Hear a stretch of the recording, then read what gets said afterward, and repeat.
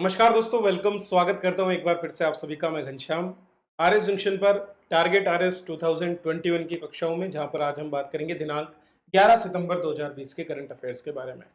तो चलिए शुरुआत करते हैं क्लास की और बात करते हैं हमारे गीता के ज्ञान पर। तो आज की जो कक्षा है उसमें जैसा कि आप देख पा रहे हैं, हमारा जो श्लोक है वो कहता है कि न प्रहस्येत प्रियम प्राप्य नो द्विजेत प्राप्य च प्रियम स्थिर बुद्धिर सम्मूढ़ो ब्रह्मविद ब्रह्मणि स्थित है। काफी अच्छा श्लोक है जो आपको समत्व भाव को रखने के बारे में और अधिक एलिब्रेट करता है और अधिक अच्छी तरह से समझाता है। तो क्या लिखा है? न प्रहस्येत प्रियम प्राप्यम। ठीक है, अर्थात आप किसी भी प्रिय वस्तु को प्राप्त करके ज्यादा खुश न होते हैं। ठीक है, अगर कोई ऐसा व्यक्ति है जो किसी प्रिय वस्तु, प्रिय क्या होती है? जो हमारे अनुकूल होती है। जैसे कि मान लीजिए आप कुछ कर्म करते हैं और उसका जो फल मिलता है वो आपकी इच्छा के अनुकूल है, तो हम उसको प्रिय बोलेंगे। और यदि वही फल इच्छा के प्रतिकूल हो तो उसको हम अप्रिय बोलेंगे। तो संसार में प्रकृति जन्य कोई भी वस्तु, कोई भी तत्व, कोई भी घटना जो आपके मन, बुद्धि, विवेक, इच्छा के अनुकूल होती है उसको हम प्रिय कहते हैं, और जो इसके विपरीत होती है उसके लिए हम जो शब्द प्रयोग करते हैं वो अप्रिय होता है। ठीक है, तो न प्रहस्येत अर्थात ऐसा व्यक्ति जो खुश नहीं होता है, कब? किसी अच्छी वस्तु को पा करके। और च अप्रियम नो द्विजेत प्राप्य। ठीक है, अब यहां पर देखो, यह न उद्विजेत आपको दिख रहा होगा किस तरह से यहाँ पर जो है संधि की गई है। न उद्विजेत मतलब वो उद्विग्न नहीं होता है, वो मतलब परेशान नहीं होता है किसी भी अप्रिय वस्तु को प्राप्त करके। तो ना तो वो अप्रिय वस्तु को प्राप्त करके परेशान होता है और ना ही अच्छी वस्तु को प्राप्त करके खुश होता है, ज्यादा खुश होता है। समत्व भाव दोनों स्थिति में रखता है। ऐसा व्यक्ति क्या होता है? स्थिर बुद्धि होता है, अर्थात उसने अपनी बुद्धि को स्थिर कर लिया है। अब वो संसार जन्य राग द्वेष से ज्यादा प्रभावित नहीं होता है। इसी के साथ वो क्या हो गया है? असम्मूढ़ हो गया है। सम्मूढ़ का मतलब क्या है? देखो, मूढ़ता का मतलब होता है मोहित होना। और सम्मूढ़ कौन होते हैं? जो व्यक्ति प्रकृति जन्य राग द्वेष से मोहित हो जाते हैं। और असम्मूढ़ कौन होते हैं? जो प्रकृति जन्य राग द्वेष से मोहित नहीं होते हैं। तो असम्मूढ़ बनने के लिए कह रहे हैं, तो ये कह रहे हैं कि स्थिर बुद्धि और असम्मूढ़ अर्थात जो मूढ़ता रहित व्यक्ति है, जो राग द्वेष से आकर्षित नहीं होता है, और जो ब्रह्मविद है। ब्रह्मविद मतलब जो ब्रह्म को जानता है। तो इस तरह से ब्रह्म को जानने वाला व्यक्ति ऑटोमेटिकली ब्रह्मणी स्थित है। क्या हो जाता है? ब्रह्म में ही स्थित हो जाता है। अर्थात वो जो परमात्मा और जो शरीर के बीच का भेद था वो अब समाप्त हो जाता है और दोनों साकार हो जाते हैं, और इस प्रकार से परम शांति को मनुष्य प्राप्त हो जाता है। चलिए, तो शुरुआत करते हैं आज की कक्षा की। दोस्तों, हमने देखा था कि किस तरह से किसानों के लिए मत्स्य संपदा योजना को लॉन्च किया गया था। उससे आगे किसानों के प्रत्यक्ष उपयोग के लिए, डायरेक्टली बेनिफिट देने के लिए एक समग्र नस्ल सुधार बाजार और सूचना पोर्टल के रूप में एक एप्लीकेशन को लॉन्च किया गया है जिसका नाम है ई गोपाला। देखो, नस्ल सुधार का मतलब है हमारे जो किसान हैं उनको पशुधन, जो कि उनके लिए एक कृषि सहायक गतिविधि के रूप में प्रयोग किया जाता है, उसमें उन्नत नस्ल के जीवों के लिए जो सीमन की अवेलेबिलिटी है, ठीक है, अच्छे गर्भाधान की जो अवेलेबिलिटी है वो, इसके साथ साथ बाजार जहां पर वे ट्रांजेक्शन्स कर सकें, अपने उत्पादों को बेच सकें, और इंफॉर्मेशन पोर्टल के रूप में उनको जो भी आवश्यक नई तकनीकों की जानकारी है वो उपलब्ध कराने के लिए ई गोपाला नाम से एप्लीकेशन को लॉन्च किया गया है सरकार के द्वारा। तो इस पर हम बात कर लेते हैं। ई गोपाला ऐप किसानों को बहुत सी लाभ देगा। ठीक है, एक ऐसा डिजिटल प्लेटफॉर्म के रूप में काम करेगा जहां सभी रूपों में, वीर्य और भ्रूण आदि में, रोग मुक्त जीवाणु खरीदना, जीवाणु मतलब जर्म प्लाज्म, सीमन जो होता है, जिसका प्रयोग, वीर्य जिसका प्रयोग जो है गर्भाधान के लिए किया जाता है, वो खरीदना और बेचना। गुणवत्तापूर्ण प्रजनन सेवाओं की उपलब्धता जिसमें कृत्रिम गर्भाधान, ठीक है, पशु प्राथमिक चिकित्सा, टीकाकरण और उपचार, और पशु पोषण के लिए किसानों का मार्गदर्शन जो विभिन्न चिकित्सकों के द्वारा किया जाए, उचित आयुर्वेदिक दवाओं का प्रयोग करना, ठीक है, एथनो पशु चिकित्सा का प्रयोग करना, इन सभी के बारे में जानकारी देगा। तो कुल मिलाकर के पशुधन से संबंधित जो गतिविधियां हैं उनको सपोर्ट करने के लिए सरकार ने ये ई गोपाला एप्लीकेशन शुरू की है। ठीक है, तो पूछा जा सकता है कि ई गोपाला एप्लीकेशन जो है उसका मूलभूत उद्देश्य क्या है? तो मूलभूत उद्देश्य है पशुधन गतिविधियों के अंतर्गत नस्ल सुधार, बाजार और सूचना पोर्टल हमारे किसानों को उपलब्ध करवाना ही इसका उद्देश्य है।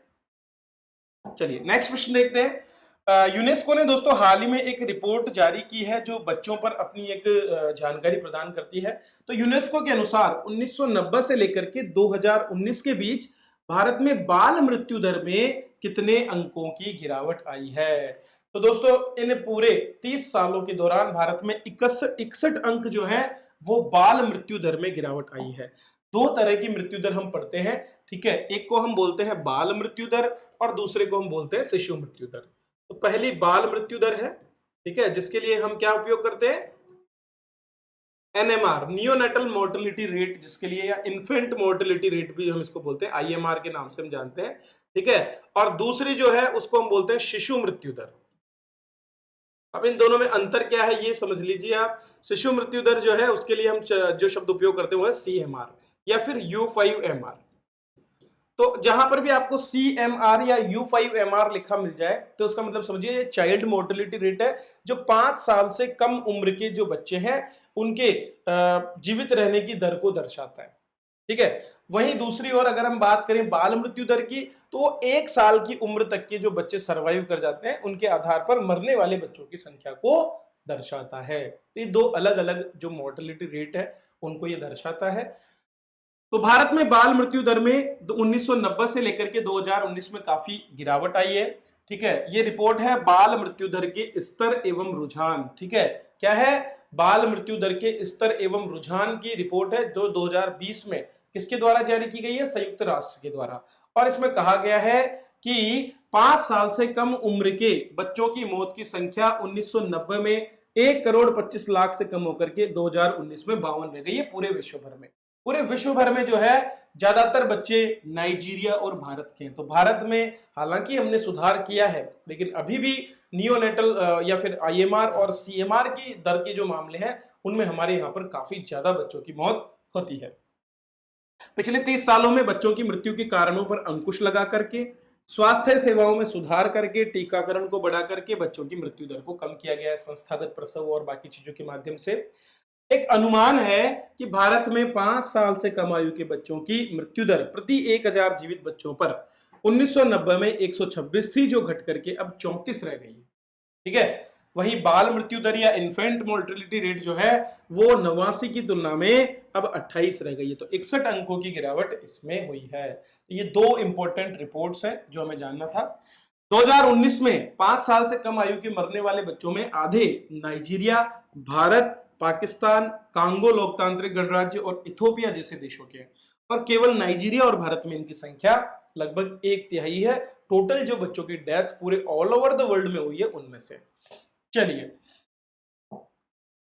आगे बढ़ने से पहले दोस्तों RS जंक्शन पर जो करंट अफेयर्स की हमारी बुक है जुलाई अगस्त 2020 की गुलदस्ता, वो अवेलेबल है, जिससे आप अपनी तैयारी को आगे बढ़ा सकते हैं।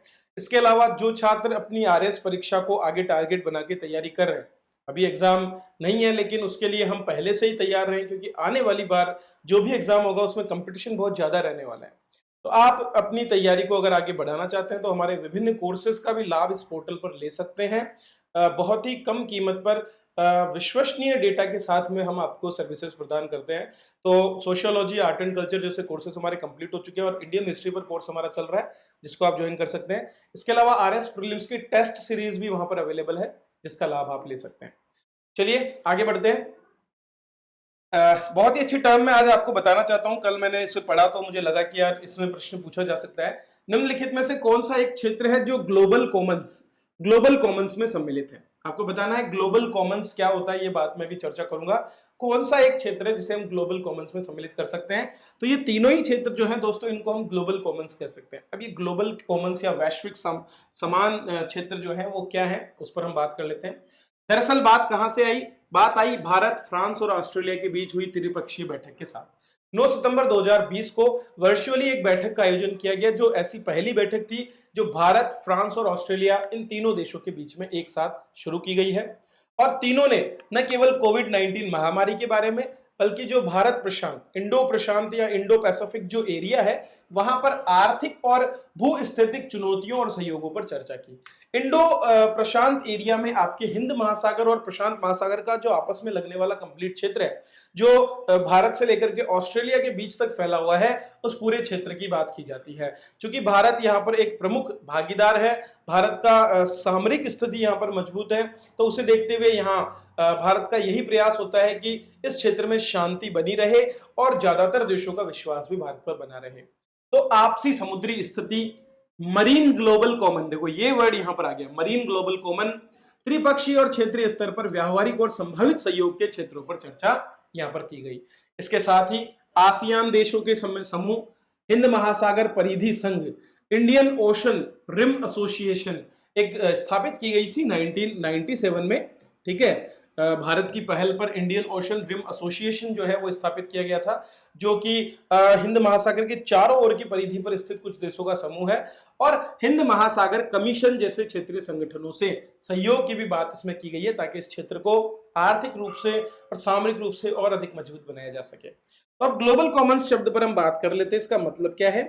ग्लोबल कॉमन्स शब्द जो है आमतौर पर उपयोग किया जाता है इंटरनेशनल, सुपर नेशनल अर्थात जो किसी राष्ट्र से परे है, ठीक है, और वैश्विक संसाधन डोमेन, ऐसे डोमेन, ऐसे क्षेत्र जो किसी देश की टेरिटरी में नहीं आते हैं, और ये क्षेत्र जो है सभी देशों द्वारा जो उस क्षेत्र विशेष में प्रभुत्व रखते हैं समान रूप से, साझा रूप से प्रयोग किए जाते हैं, सब लोग मिलकर के उनका प्रयोग करते हैं। जैसे कि आपकी जो ESZ होता है, ठीक है, जो आपके स्पेशल जोन होते हैं, आपका जो बाउंड्रीज होती है, आपकी जो समुद्री तट होता है, उससे लगभग 1500 किलोमीटर के एरिया के बाद में जो है आपका 1500 किलोमीटर के बाहर का जो जितना भी एरिया होता है वो फिर ओपन सी में आ जाता है, खुले समुद्र के रूप में आ जाता है, और उस क्षेत्र पर कोई एक देश अपना प्राधिकार नहीं जता सकता, ठीक है, कि वो क्षेत्र जो है उसी की टेरिटरी में है, कोई ऐसा नहीं। जैसे चीन कई बार चीन सागर के अंदर इस तरह से प्राधिकार जताने का प्रयास करता है, जिसका विरोध सब देशों द्वारा किया जाता है। तो ग्लोबल कॉमन्स ऐसी चीजों के लिए किया जाता है जहां पर ओपनली कुछ ऐसे संसाधन क्षेत्र हैं जिनको सभी लोग साझा रूप से प्रयोग कर सकते हैं, ठीक है। इसमें आपके उच्च महासागरीय क्षेत्र जिनको हाई सीज हम बोलते हैं, वायुमंडल आपका जो एटमॉस्फेयर है, और आउटर स्पेस अर्थात जो आपका अंतरिक्ष, बाह्य अंतरिक्ष जो है, उन सभी की बात की जाती है। इसके अलावा अंटार्कटिक क्षेत्र भी इसमें सम्मिलित है। साइबर स्पेस जो कि आज के समय में इंटरनेट और बाकी सभी प्रकार की इंटरनेट से संबंधित गतिविधियों का एक वर्चुअल क्षेत्र है, साइबर स्पेस को भी वैश्विक कॉमन की परिभाषाओं में ही आजकल दिया जाता है। तो ये कुछ ऐसे क्षेत्र हैं जो किसी एक देश के टेरिटरी में नहीं है और ग्लोबली कॉमनली सभी देशों द्वारा इनका प्रयोग एक साथ किया जाता है, ठीक है। तो इनके भी कुछ नियम कायदे कानून है। तो ग्लोबल कॉमन्स जो है वो ये टर्म है जो मैंने आपको समझा। चलिए नेक्स्ट प्रश्न हमारा देखते हैं। नियुक्तियां की गई है राजस्थान में, राजस्थान विश्वविद्यालय जयपुर का नया कुलपति नियुक्त किया गया है प्रोफेसर राजीव जैन को। तो ये बिल्कुल बेसिक्स है, एक फैक्चुअल डेटा है। तो राज्यपाल कुलाधिपति हमारे श्री कलराज मिश्र हैं, जो कि सभी राज्य विश्वविद्यालय के कुलाधिपति माने जाते हैं, और उन्होंने जो है जयपुर में राजस्थान विश्वविद्यालय में राजीव जैन को, जबकि पंडित दीनदयाल उपाध्याय शेखावाटी विश्वविद्यालय में सीकर में प्रोफेसर भागीरथ सिंह को कुलपति नियुक्त है। तो ये दो नियुक्तियां हैं। जैन कोटा विश्वविद्यालय में थे, जबकि जो सिंह हैं वो महाराजा गंगा सिंह विश्वविद्यालय बीकानेर में पूर्व कुलपति रहे हैं। चलिए नेक्स्ट प्रश्न देखते हैं। बहुत अच्छा प्रश्न है, बहुत अच्छी नई योजना है। डाक विभाग द्वारा हाल ही में अपने बिजनेस को एक्सपेंड करने के लिए और ग्रामीण क्षेत्रों में समावेशी विकास को, फाइनेंशियल इंक्लूजन, वित्तीय समावेशन को बढ़ावा देने के लिए 5 स्टार गांव नामक एक योजना की शुरुआत की है, जिसके अंतर्गत प्रयास किया जाएगा कि किसी भी गांव में डाक विभाग की 4 से अधिक योजनाओं की आपूर्ति सार्वभौमिक कवरेज के अंतर्गत सुनिश्चित हो। तो महाराष्ट्र जो है उस सर्कल के द्वारा, डाक विभाग 22 के करीब सर्कल्स में बटा हुआ है और उसी में से एक महाराष्ट्र सर्कल है। तो महाराष्ट्र सर्कल जो है वहां पर ये 5 स्टार गांव परियोजना वहां के 10 जिलों में लागू की जाएगी। उसके बाद इसको पूरे देश भर में भी लागू किया जाएगा अगर सफल रहती है। तो प्रमुख डाक योजनाओं का यूनिवर्सल कवरेज मतलब हर एक वर्ग तक इसको पहचाने में हम सक्षम हो। तो यूनिवर्सल कवरेज करने के लिए ये 5 स्टार योजना शुरू की गई है। ये योजना सुदूरवर्ती गांवों में जन जागरूकता और डाक उत्पाद और सेवाओं तक पहुंचने की खाई को पाटने का प्रयास करेगी। आज भी ग्रामीण क्षेत्रों में जागरूकता के अभाव में कई ऐसी ग्रामीण डाक सेवा की योजनाएं हैं जिनका फायदा वो नहीं ले पाते हैं। तो 5 स्टार गांव की योजना के तहत जितने भी डाक उत्पाद और सेवाएं हैं, चाहे उसमें आपकी सेविंग बैंक से रिलेटेड हो, चाहे आपकी जो इंडियन पोस्ट पेमेंट बैंक बनाया गया है उससे रिलेटेड सर्विसेज हो, इंश्योरेंस से रिलेटेड सर्विसेज हो, पार्सल से रिलेटेड सर्विसेज हो, उन सभी सर्विसेज का लाभ देने का प्रयास यहाँ पर किया जाएगा। शाखा कार्यालय जो ब्रांच ऑफिसेज होते हैं वो ग्रामीणों को सभी प्रकार की जरूरतों को पूरा करने के लिए वन स्टॉप शॉप को रूप में काम करेंगे। प्रोजेक्ट एरो के तहत डाक विभाग के आधुनिकीकरण के बाद में बहुत से हैंडहेल्ड डिवाइसेस जो है ग्रामीण क्षेत्रों में डाक विभाग में दिए गए हैं, जिनसे रियल टाइम ट्रांजेक्शन्स करने में डाक विभाग के कर्मचारी सक्षम हो पाए हैं। तो जो सेवाएं यहाँ पर दी जाएगी उनमें कुछ कैटेगरीज बांटी गई है, जिसमें पहली कैटेगरी में इनके saving accounts, recurring deposit accounts और एनएससी केवीपी प्रमाण पत्र जैसी चीजें हैं। दूसरी कैटेगरी में सुकन्या समृद्धि और पीपीएफ जैसे जो मंथली जमा होने वाले, डिपॉजिट होने वाले खाते हैं। इसके बाद वित्त पोषित डाकघर बचत खाता, भारतीय डाक पेमेंट बैंक खाते, ये आपकी तीसरी कैटेगरी में है। पीएलआई अर्थात पोस्टल लाइफ इंश्योरेंस और rural postal life insurance RPLI, ये चौथे कैटेगरी में है। और पांचवें में प्रधानमंत्री सुरक्षा बीमा योजना और प्रधानमंत्री जीवन ज्योति बीमा योजना खाता सम्मिलित है। तो ये 5 तरह के जो प्रोडक्ट्स है इनको आगे बढ़ाने के लिए योजना है, जिसमें कहा गया है कि यदि 4 योजनाओं को, इनमें से किसी भी 4 को अगर कोई भी सार्वभौमिक कवरेज प्राप्त करता है गांव, तो वो 4 स्टार हो जाएगा, और यदि कोई 3 को प्राप्त करता है तो उसको 3 स्टार कहा जाएगा, और यदि कोई 5 को प्रयोग कर लेता है तो उसको 5 स्टार का दर्जा दिया जाएगा। योजना महाराष्ट्र में लागू होगी, अलग अलग क्षेत्र बताए उनमें लागू होगी, और 2020-21 में कुल 50 गांव प्रत्येक जिले में से चुने जाएंगे। तो 500 गांवों तक जो है टारगेट रख करके डाक विभाग द्वारा ये काम किया जाएगा। चलिए कुछ और छोटी छोटी चीजें हैं जो मैं बता देता हूं। 4 सितंबर 2020 को ब्रिक्स संस्कृति मंत्री, जो ब्रिक्स कल्चरल मिनिस्टर्स हैं, उनकी एक बैठक वीडियो कॉन्फ्रेंसिंग के माध्यम से हुई, जो 5वीं बैठक थी। कहा रूस की अध्यक्षता में। ये छोटा सा प्रश्न है, पूछ लेगी किसकी अध्यक्षता में हुई तो बताना है, बस इतना सा है। एक और प्रश्न जो है वो दोस्तों महाराष्ट्र में आरक्षण से जुड़ा है।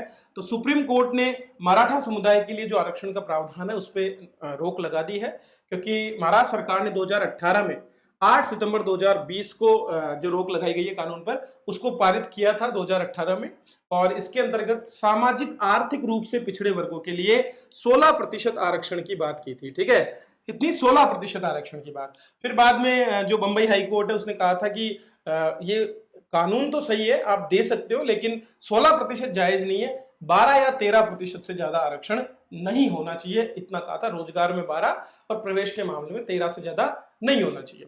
तो ये जो है इसको अभी रोक लगा दिया गया है और इसको चैलेंज किया गया है। 49% से ज्यादा की जो लिमिट है, इंदिरा साहनी मामले के बाद में जो लिमिट लगाई गई थी उसके आधार पर इसको चुनौती दी गई है। तो ये थे दोस्तों हमारे करंट अफेयर्स जिन पर हमने चर्चा कर ली है। इसी तरह से और भी हम बात करते रहेंगे। आप सभी के सहयोग की जरूरत है, तो लाइक कीजिए, वीडियोस को शेयर कीजिए और जुड़िए हमारे विभिन्न कोर्सेज से, जिनसे हम लगातार आपको बेहतरीन और उत्कृष्ट सेवाएं प्रदान कर सकें। चलिए विदा लेता हूं आपसे, मिलते हैं अगले वीडियो में। तब तक आप सभी का बहुत बहुत धन्यवाद।